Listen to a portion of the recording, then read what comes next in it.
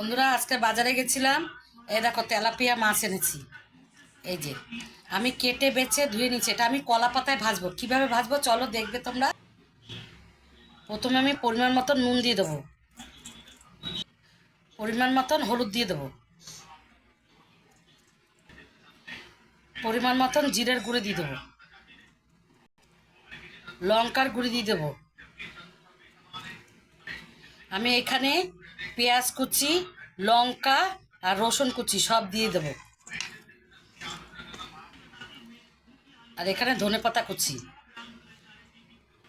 আর পরিমাণ মতন সাদা তেল দিয়ে দেবো, দিয়ে ভালো করে মাখবো।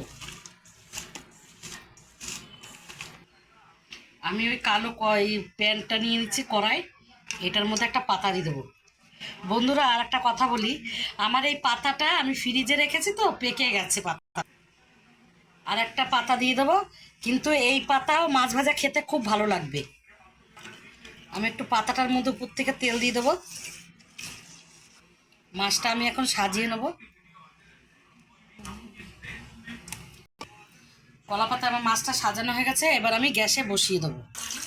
আমার মাছ এক সাইড ভাজা হয়ে গেছে, এবার আমি আর এক সাইড উল্টিয়ে ভাজা দিয়ে দেবো।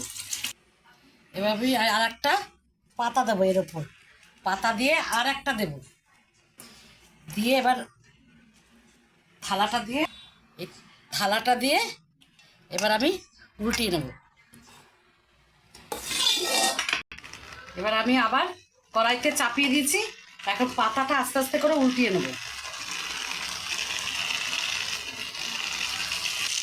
আমার এই সাইডটা ভাজা গেছে, এবার আর এক সাইড যে উল্টিয়ে দিয়েছি ওটা ভালো করে ভেজে নেব। বন্ধুরা আমার কলা পাতায় মাছ ভাজা হয়ে গেছে। ভালো লাগলে একটা লাইক কমেন্ট শেয়ার করে দিও, আর তোমরাও এরকম বাড়িতে বানিয়ে খেও।